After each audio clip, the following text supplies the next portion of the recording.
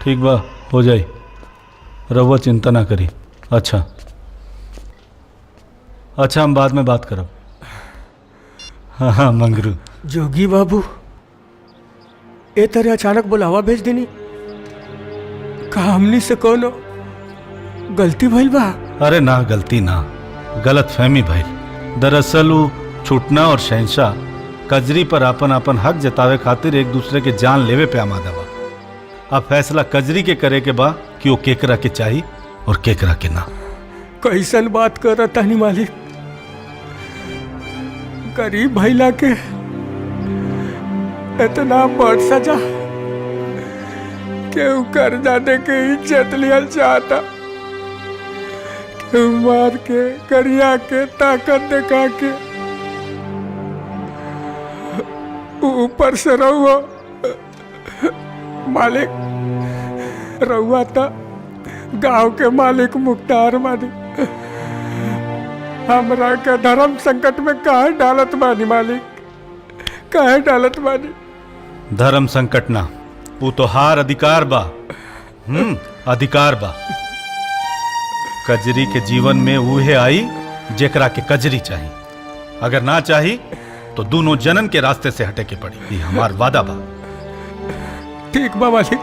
घरे जाई, एक दिन का टाइम ली, ठंडे दिमाग से, शांति से, आराम से सोची, फिर बताई हमरा के। ठीक बा? ठीक बा मालिक। जाई। ठीक बा। ख्याल रखा, भरोसा रखी, जाई। बस भैया बस, जगह मिल गई, चला तनी हल्का हो जाए।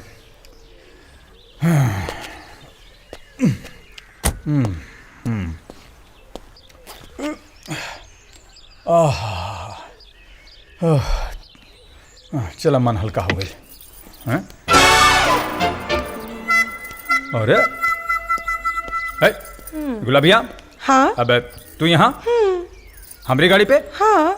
हमारी टोपी लगा के? तब का? चल चल नीचे उतर, चल नीचे उतर, चल। ना उतर। अरे हमारी टोपी दे। ना दे। का है?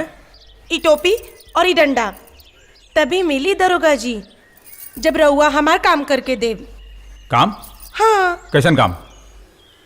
थप्पा लगावे वाला काम।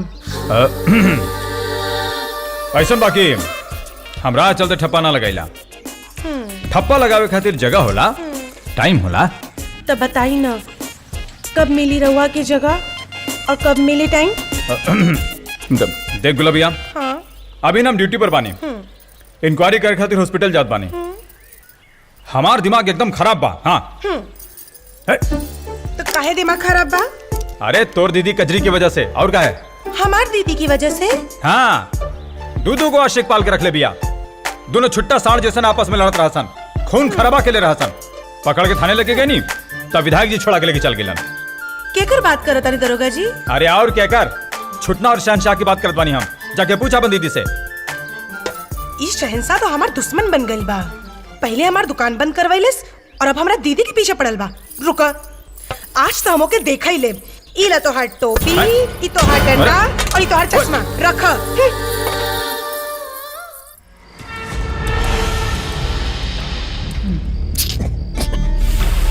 भाई जी, अब क्या करबा? कजरी के छोड़ देबा? छोड़े के पड़ी रे बेचना, छोड़े के पड़ी।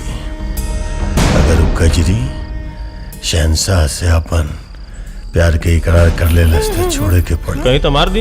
ए शंभुआ, जोगी ठाकुर के सवाल भाई यहाँ। जोगी ठाकुर के मान कौनो भी हालत में हम रखे, बुझले?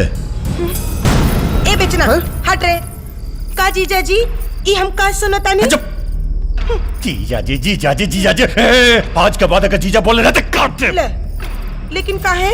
ऐसे की बेवकूफ बना रहल बाड़े तू और तोर बाप, दोनों मिलके हमरा बेवकूफ बना रहल बाड़े हैं। उधर बाप, ए दामाजी बेटी से बियाह करा दे, इधर बेटी जीजा जी।